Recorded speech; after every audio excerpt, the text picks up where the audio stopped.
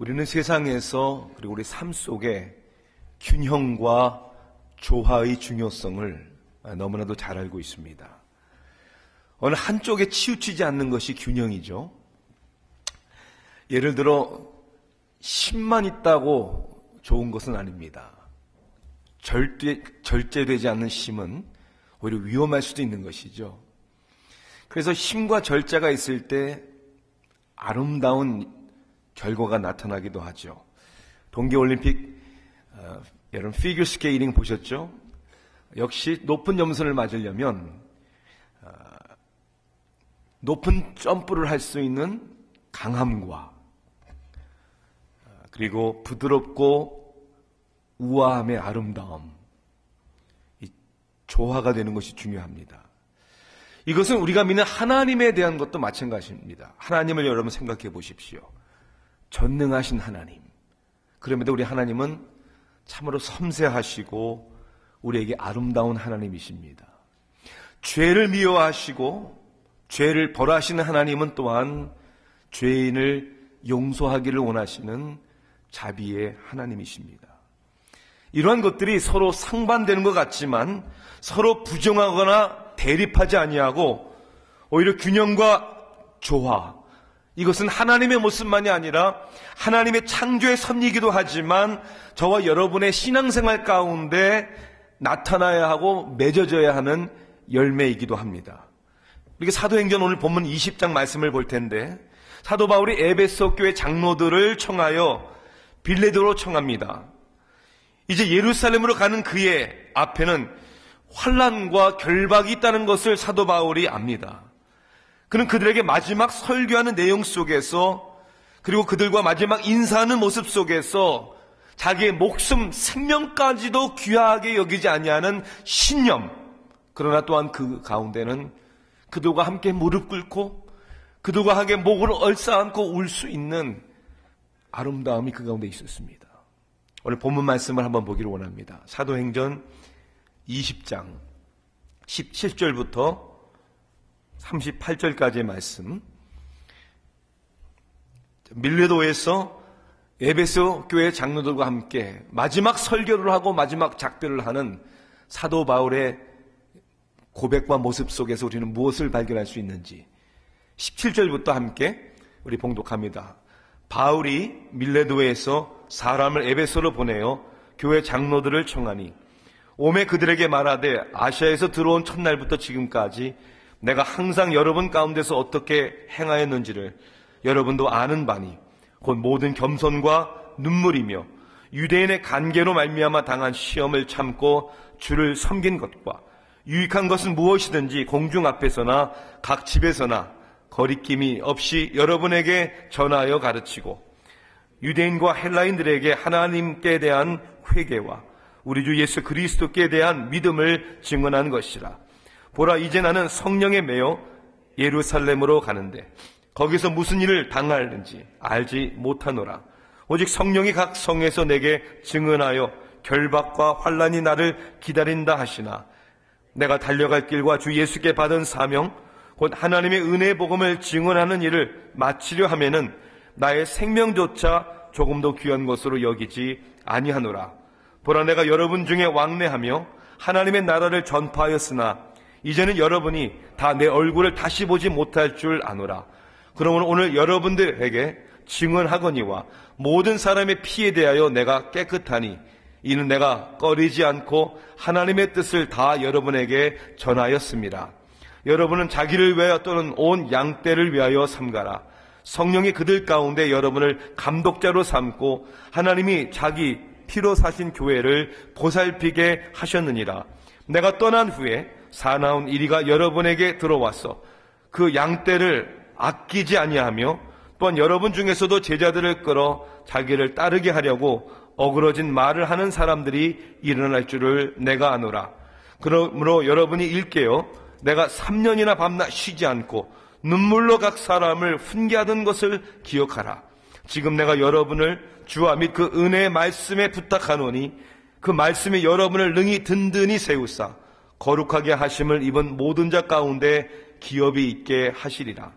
내가 아무의 은이나 금이나 의복을 탐하지 아니하였고 여러분이 아는 바와 같이 이 손으로 나와 내 동행들이 쓰는 것을 충당하여 범사에 여러분에게 모본을 보여준 바와 같이 수고하여 약한 사람들 돕고 또 주 예수께서 친히 말씀하신 바 주는 것이 받는 것보다 복이 있다 하심을 기억하여야 할지니라. 이 말을 한 후 무릎을 꿇고 그 모든 사람들과 함께 기도하니 다 크게 울며 바울의 목을 안고 입을 맞추고 다시 그 얼굴을 보지 못하리라 한 말로 말미암아 더욱 근심하고 배에까지 그를 전송하니라. 아멘. 무엇이든지 잘하고 성공하기 위해서는 우리에게는 반드시 확고한 신념이 필요합니다. 신념, 믿음이라고 할 수도 있고요.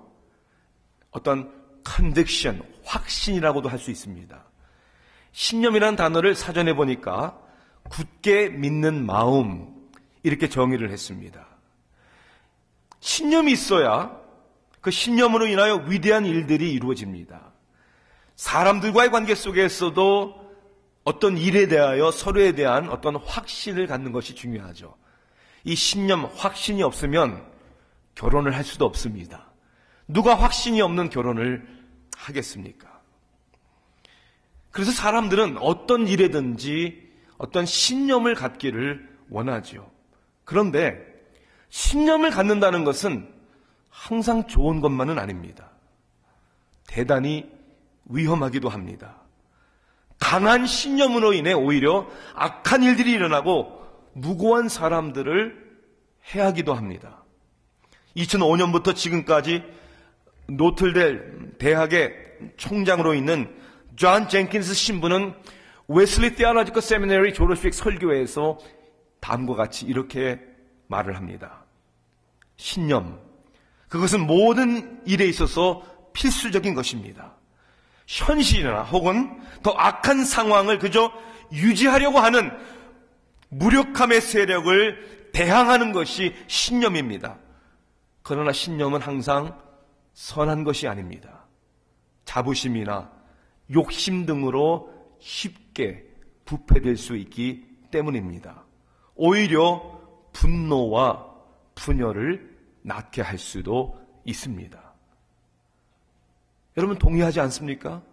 신념이 있다는 자체가 선한 것이 아닙니다. 또한 선한 것에 대한 어떤 확고한 신념이 있다고 해서 반드시 좋은 결과를 만드는 것도 아닙니다. 왜냐하면 신념에 대한 태도도 중요하고요.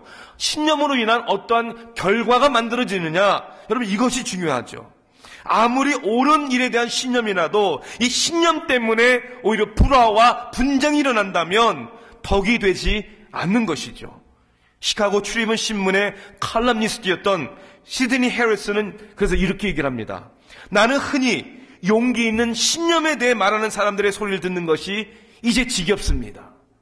네로 황제도 칼리귤라 황제도 아틸라와 히틀러도 다 용기 있는 나름대로의 신념이 있었던 사람들입니다.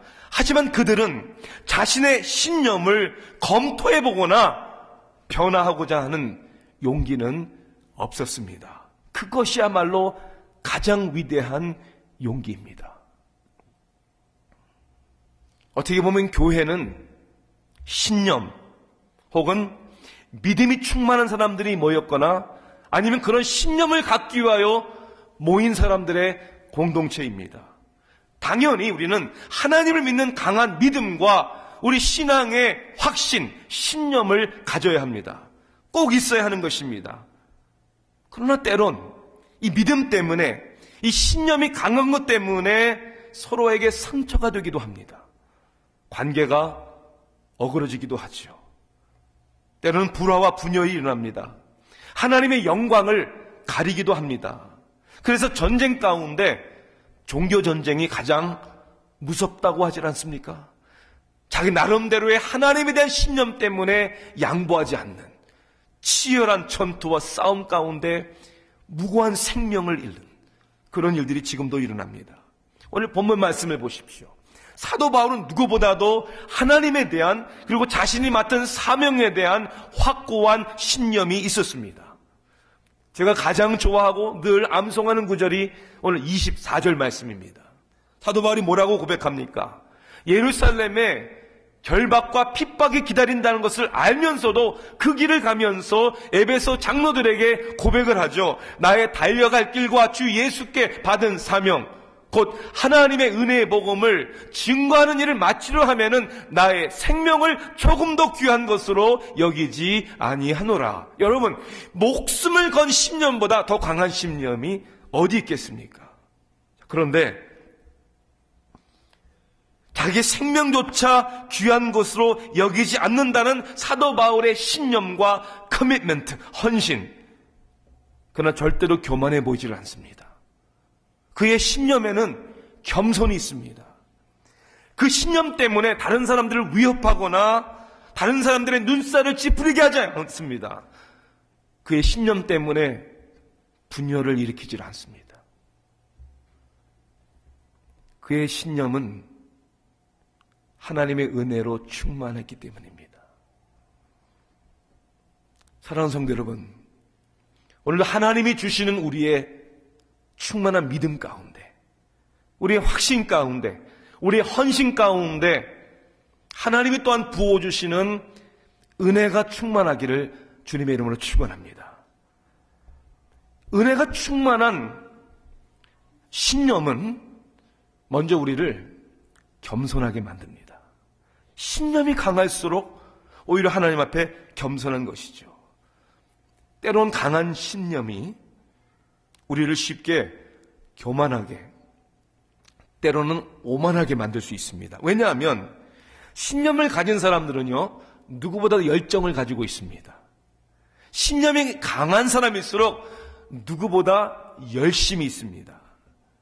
그래서 그 열심 가운데, 그 열정 가운데 나도 모르는 사이에 그렇지 않은 사람들과 비교하면서 자신을 높이거나 자신보다 못하다고 생각하는 사람들을 업신여기거나 정죄할 때가 있습니다. 자기가 많이 알고 있는 지식을 자랑할 수 있죠. 자신의 믿음의 확신을 자랑하기도 합니다. 헌신을 자랑하기도 합니다.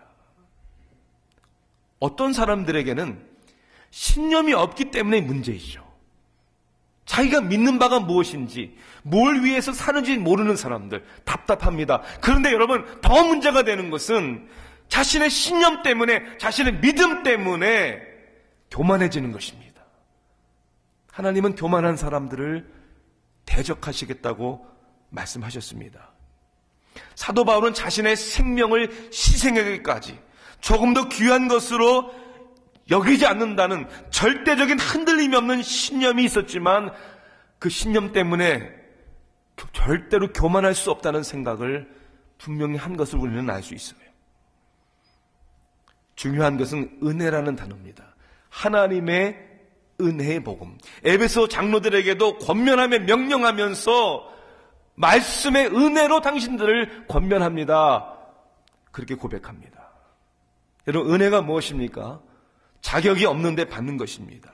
하나님이 거저주시는 선물입니다. 그는 19절에 에베소 장로들에게 여러분들은 나의 모든 것을 다 보았고 나에 대해서 잘 알고 계십니다. 그리고 뭐라고 얘기를 합니까? 모든 겸손과 눈물이며. 사람들의 눈에 자기의 확신 때문에 교만한 모습이 비춰지지 아니하고 오히려 눈물과 겸손이 보여지기를 몸부림친 사도 바울이었죠. 왜 우리는 강한 신념이 있다 할지라도 절대로 교만할 수 없는 겸손한 사람이 되어야 합니까? 그 이유는 신념이라는 것은 내 자신에게서 내가 만드는 것이 아니기 때문입니다. 신념, 확신, 믿음, 이것은 하나님이 우리에게 주시는 선물입니다. 내가 그러한 믿음, 그런 확신을 붙들고 있는 것이 아니라 하나님이 주시는 믿음이 오히려 나를 붙들고 있는 것이기 때문에 자랑할 수 있는 것이 아니죠. 알 몰러 목사님 그래서 이렇게 얘기합니다. 신념이란 우리가 무엇을 믿는 그 이상이다. 오히려 그것이 나를 붙드는 것이다. 그것이 하나님의 믿음이 나를 붙드는 것인데 여러분 자랑할 것이 어디 있습니까? 그래서 사도 바울은 나의 나됨은 하나님의 은혜이다. 여러분 믿으십니까? 나의 주신 신념도 열심도 열정도 하나님의 은혜인데 거기에 무슨 자랑이 있을 수 있습니까? 무슨 교만이 있을 수 있겠습니까? 또한 신념은 나에서 나오는 내가 만드는 것이 아니기 때문이기도 하지만 신념은 나 자신을 위한 것이 아니기 때문입니다. 신념을 통하여 내가 잘되고 내가 유명해지고 내가 높아지고 아니요. 신념을 통하여 우리는 믿음을 통하여 하나님께서 영광을 받아주시고 하나님이 주신 그 믿음 때문에 우리의 섬김을 통하여 다른 사람들을 오히려 높여주는, 그래서 하나님이 기뻐하시는 신념은 demand, 요구하는 것이 아니라 자신을 내려놓고 오히려 희생하는 것이라는 것을 우리는 기억해야 합니다. 자신의 이름이 아니라 그리스도의 이름이 높여지는, 마틴 루터와 더불어 16세기 종교개혁가였던 요한 칼빈, 개혁주의 신앙의 아버지라고도 할 수 있는 요한 칼빈은 탁월한 설교자요 또한 목회자였습니다. 그가 임종하기 전에 유언처럼 자기 묘에 이름을 남기지 말 것을 부탁을 했습니다.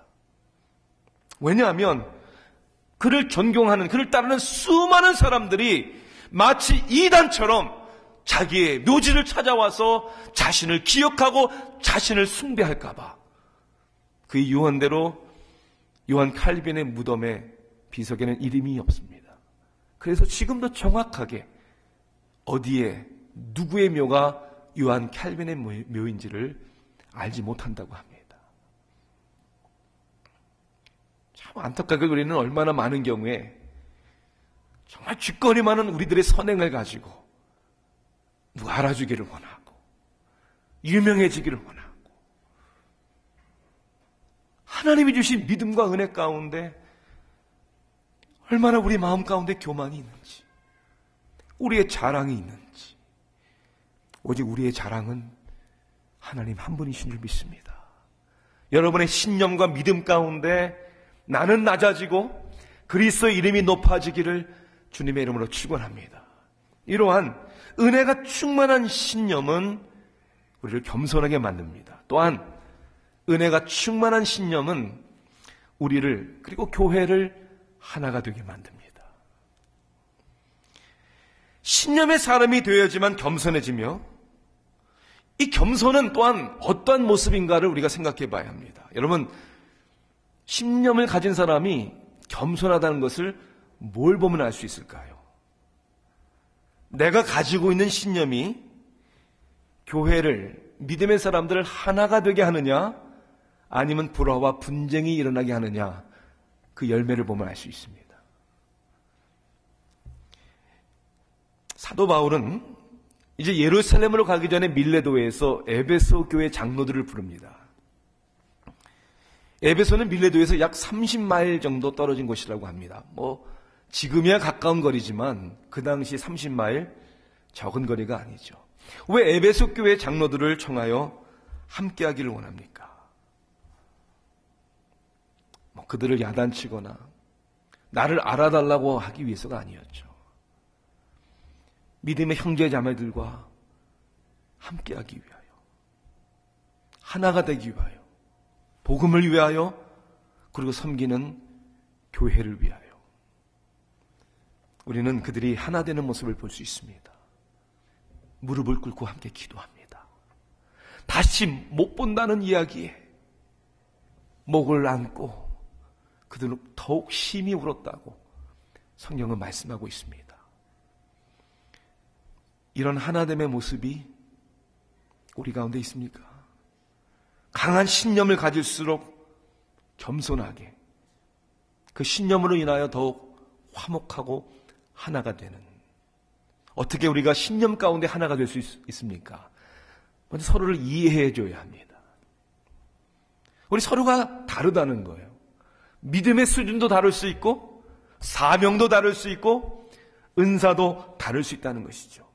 사도 바울은 사도로서 예루살렘의 결박과 핍박이 기다린다 할지라도 그 길을 가야 하는 부름을 받은 사람들이고, 에베소 교회 장로들은 교회에 남아서 교회를 사악한 이리로부터 보호해야 하는 사명을 가진, 틀린 것이 아니라 서로의 다른 사명을 가진, 그래서 서로를 이해하는 것이죠. 왜 나같이 복음을 위하여 목숨을 걸지 않느냐? 왜 나와 같이 예루살렘을 함께 가지 않느냐? 이런 그러한 자기 주장이 아니라 하나님의 교회 안에서의 서로 다른 모습과 다른 부르심과 사명에 대하여 인정할 줄 아는, 남아있을 사람은 남아있고 가야 할 사람은 가야 하는, 서로를 이해하는 뿐만 아니라 우리는 때로 하나 되기 위해서 우리의 신념 가운데 서로를 기다려주는 인내가 필요하다는 것을 우리가 알아야 합니다. 아직 성숙하지 않은 사람들을, 아직 신념이 연약한 사람들을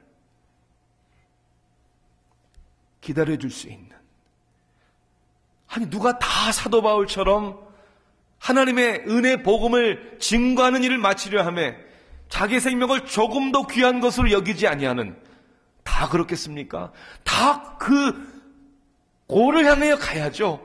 하지만 아직 과정 가운데 있잖아요. 이제 막 걸음마를 시작한 사람들이 있잖아요. 이제 주일 예배 시간도 겨우 맞춰오는 사람들이 있잖아요.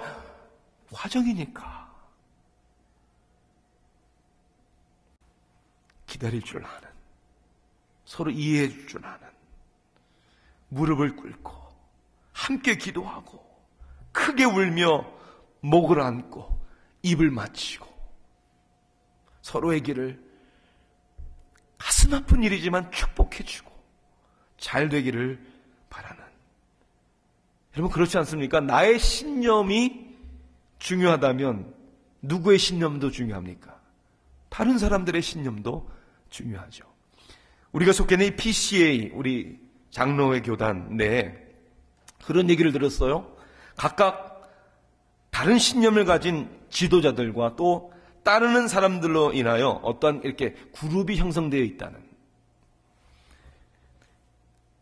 그 지도자들이 우리 서로 소통합시다 하는 모임이 2년 전에 아틀란타에 있었습니다. 1년 반, 2년 전에. 저도 초대를 받아서 참석을 했어요. 그 모임의 이름이 뭐였냐면 Meeting of Understanding. 이거 어떻게 직역을 해요? 서로 우리 한번 이해해 봅시다 라고 모인 모임입니다. 2-3시간 뚱뚱그렇게 앉아가지고 서로 소통하고 대화를 하는데 참 노력들 많이 하더군요. 그런데 저는 그런 느낌이 들었어요. 이해하자는 모임보다는 내 이해를 다른 사람에게 설득시키고자 하는 모임이다, 그런 생각이 들었어요. 우리가 대화한다고 하면서도 서로를 이해하려고 하는 대화가 아니라 나의 주장을 설득하고자 하는 대화가 아니죠. 그것은 설득하려고 하죠. 이 아내들이 남편을 향하여 이제 가끔 이렇게 얘기하죠. 여보, 우리 이야기 좀 합시다. 그러면 이제 남자들은 두렵고 막 경기가 납니다. 왜냐하면 이야기합시다, 사실 그 이야기하자는 게 아니거든요. 그러면 이러죠. 또 내가 뭐 잘못했나? 내가 또 뭔가 지금 또 혼날 일이 있나? 그건 대화가 아닐 수 있죠. 우리가 서로 껄끄러운 관계 속에 있는 사람들과 소통하자고 하면서도, 이해하자고 하면서도 내 주장을 설득하려고 하는, 내 신념이 옳다는 것을 꼭 증명하고자 하는, 거기에는 하나가 될 수가 없는 것이죠. 게리 채프맨이라는 분이 쓴 사랑의 5가지 언어라는 책이 있습니다. The Five Love Language. 우리의 대화와 소통 가운데 이 사랑의 언어가 5가지가 있다. 그 첫 번째 언어가 뭐냐면 affirmation, 인정해주는 말이다. 서로 사랑의 대화를 하기 위해서는 서로 설득하고 지적하려고 하지 말고 상대방을 인정해주는 말을 해야 된다. 칭찬하는 말, 감사하는 말. 이 남편들이 제일 듣기를 좋아하는 말이 고맙다는 말이래요. Thank you. Thank you. 넌 정말 좋은 사람이야. 당신이 있어서 나에게는 참 힘이 돼요. 상대방을 인정해주고 상대방을 존중해주는 그 사랑의 언어. 내 신념을 누가 알아주기를 바라고 기대하기보다 먼저 다른 사람들의 신념을 인정해주고 칭찬해주는 게 어떨까요? 권사님, 참 저는 그렇게 못하는데 그렇게 기도를 교회를 위해서 많이 해주시는지. 권사님의 기도가 우리 교회를 살리는 것 같아요. 여러분, 그게 맞습니까? 맨날 기도만 하면 뭐합니까? 나가서 전도해야지. 그게 하나가 되게 합니까? 우리는 너무나도 어리석게도 하나가 되지 못하는, 내 신념을 관찰시키고자 다른 사람들의 신념을 인정해주지 않는, 다른 사람의 신념을, 그들의 믿음을, 그들의 열심을, 그들의 모습을 인정해주고 칭찬할 때 여러분, 여기에 감동이 있습니다. 여기에 이해가 있습니다. 여기에 하나가 되고 여기에 하나님의 역사가 임할 줄 분명히 믿습니다. 그래서 이 은혜가 충만한 신념은 우리를, 교회를 하나가 되게 하는 것이죠. 그러나 결국 은혜가 충만한 신념은 하나님을 영화롭게 하는 열매가 맺어집니다. 우리의 신앙인들의, 특히 개혁주의 신앙의 모토가 뭡니까? 오직 하나님께 영광입니다. 우리 신앙 고백, 우리 인간의 최고의 목적은 하나님을 영화롭게 하는 것입니다. 우리의 삶의 모든 영역을 통하여 하나님의 은혜의 복음을 위한 사도 바울의 신념은 결국 자신의 생명까지도 귀한 것으로 여기지 않는다고 하는 자신의 확고한 신념은 하나님을 영화롭게 하는, 그리고 하나님의 나라와 의를 이루는 열매를 맺게 하는 것이죠. 어떻게 우리의 신념을 통해서 하나님을 영화롭게 하는, 기쁘시게 하는 일들이 일어날까요? 그것은 신념은 먼저 우리를 섬김의 삶을 만들기 때문입니다. 바울의 관심이 뭡니까? 바울의 관심은 늘 교회요, 성도들이었습니다. 지금 자신 앞에는, 자신이 가는 예루살렘에는 결박과 핍박이 기다린다고 했고, 그 길을 자기는 가야 하는데 자신의 안녕과 자신의 삶보다는 2년 반 동안이나 자기가 머물면서 말씀을 나누었던, 섬겼던 에베소 교회의 성도들, 그래서 떠나면서, 예루살렘을 향해 떠나면서 보세요, 난 이렇게 고생하러 갑니다가 아니라 에베소 교회 장로들을 불러다가 부탁합니다. 교회를 잘 지켜주십시오. 이제 내가 떠나면 이리 같은 자들이 와서 양들을 약탈해 가려고 하고 미혹하는 사람들이 있을 것입니다. 근신하십시오. 깨어 있으십시오. 양들을 삼가 지키십시오. 바울은 자기의 생명이 아니라 그 영혼들을 귀히 여기는 섬김이 있었던 것이죠. 또한 신념은 희생의 삶을 살게 합니다. 에베소 교회 장로들에게 이제까지 내가 유대인들의 간교한 시험을 참았습니다. 최선을 다했습니다. 오직 성령의 각성에서 내게 증언하여 핍박과 결박이 나를 기다린다고 하시나, 그것이 사실이지만, 내가 가야 할 길이지만 I don't care, 나는 상관하지 않습니다. 알지만 나는 그 길을 가겠습니다. 내 생명을 조금 더 귀한 것으로 여기지 않겠습니다. 나의 희생을 통하여 복음이 증거된다면 나는 그 길을 가겠습니다. 요즘에 이런 목사가 어디 있습니까? 요즘에 이런 성도들이 어디 있습니까? 다 자신의 욕심과 영광과 성공을 위해서 살아가는 거 아닙니까? 회개해야 합니다. 나의 신념을 통하여 나의 야망을 채우려고 하는 우리 목회자부터 회개해야 합니다. 자기의 신념을 통해, 열심을 통해 교회 안에서 자기의 입지 조건을 넓히려고 하는 이 야망도 회개해야 되는 것이죠. 하나님의 나라를 위해, 영혼들을 위해 난 섬기겠습니다. 나는 희생하겠습니다. 7월 4일은 여러분 아시다시피 미국 독립기념일입니다.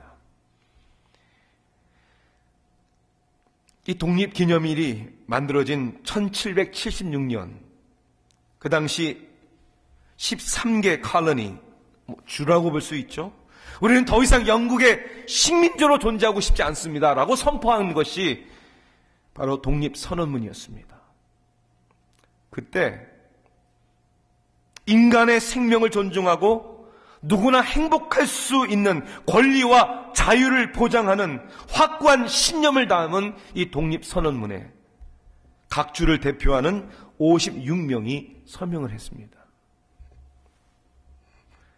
그 독립선언문의 확고한 신념을 가지고 서명한 그 56명, 그 신념 때문에 그의 가족들이 얼마나 많은 엄청난 고난과 희생의 값을 치렀는지 모릅니다. 56명 중 5명은 영국군에게 붙잡혀 심한 고문을 당하다가 사형당했습니다. 56명 중 12명의 집은 완전히 파손되었고요. 또 56명 중 9명은 전쟁에서 받은 부상으로 인해 고생하다가 인생을 마쳤습니다. 이들의 아들들 가운데는 여러 명이 전투에서 부상당해 죽거나 포로가 되어 죽었습니다. 버지니아주의 카로 브렉슨이라는 사람은 크게 무역을 하는 사람이었습니다. 그런데 그의 무역을 하는 배들이 영국 해군에 의해 다 침몰되고 결국 빚을 갚기 위해 그는 재산을 다 팔아서 가난하게 살다가 세상을 떠났다고 합니다. 토마스 넬슨은 그의 집이 영국군 콘월리스라는 장군의 헤드쿼터로 사용이 되자 빼앗겨서 조지 워싱턴 장군에게 자신의 집을 향하여 포를 쏘라고 합니다. 결국 완전히 폐허가 되었고 이 사람도 결국 파산을 당하고 가난한 인생 가운데 삶을 마쳤습니다. 이 독립선언문을 이 원본을 보면 여러분들 이렇게 인터넷에 보면 다 볼 수 있어요. 이름들이 서명이 쭉 되어 있는데 맨 왼쪽에 3명이 나란히 위아래로 서명이 된 것을 볼 수 있습니다. 버튼 구넷, 라이먼 홀, 조지 월튼. 이 3사람은 바로 이 조지아주를 대표하는 3명으로서 독립선언문에 서명한 사람입니다. 제가 읽은 이 3사람의 이름 가운데 딱 들어온 이름 기억하세요? 구넷, 버튼 구넷. 우리 교회가 지금 위치하고 있는 많은 우리 한인들이 살고 있는 구넷 카운티가 바로 이 사람의 이름을 따서 만든 카운티 이름입니다. 수많은 사람들이 자유와 평등과 행복을 추구하는 인간의 존엄성과 권한에 대하여 신념을 가졌습니다. 그 신념은 그냥 생각과 말에만 있는 신념이 아니었습니다. 자신의 생명을 건. 지금도 바울도 믿음의 사람들이 하나님이 주신 믿음의 신념 때문에 겸손하게 그리고 하나가 되기 위하여 자신을 희생하면서까지 섬기는 사람들을 통하여 하나님의 일은 일어나죠. 아마도 가장 위대하고 가장 강한 신념을 가지셨던 분은 예수님이시겠죠. 당연히. 누가 하나님이신 예수님의 신념과 비교할 수 있겠습니까? 그런데 그 예수님은 겸손히 하늘 보좌를 버리시고 이 땅에 우리의 종의 모습으로 오셨습니다. 동등됨을 받기를 여기지 아니하시고 우리를 위하여, 죄인들을 위하여 하나님과 화목하게 하시는 제물이 되기 위하여 예수님은 당당히 십자가의 길을 가셨고 화목제물로 당신을 우리에게 주셨습니다. 저와 여러분은 그 예수님을 따르는 사람들 맞습니까? 예수님의 제자, 하나님 나라의 성도들 맞습니까? 그렇다면 그 세상이 우리를 감당할 수 없는 강한 신념, 흔들리지 않는 믿음, 그러나 이 믿음과 신념은 우리를 겸손하게 해야 할 것입니다. 우리를 하나가 되게 해야 할 것입니다. 주님처럼 우리도 섬기고 영원한 나라와 영혼들을 위하여 섬김의 희생의 삶을 살아야 될 줄로 믿습니다. 기도하시겠습니다. 사랑의 하나님, 찬양합니다. 높고 높은 보좌를 버리시고 이 땅에 오신 주님, 주님이 가신 그 길을 누구도 막을 수 없었습니다. 사랑의 하나님, 우리는 그 생명을 받았습니다. 그러므로 우리에게 주신 믿음 가운데 은혜가 충만하게 하소서. 하나님의 은혜 가운데 겸손하게 하소서. 하나님의 은혜 가운데 우리가 하나 되게 하소서. 하나님의 충만한 은혜 가운데 섬김과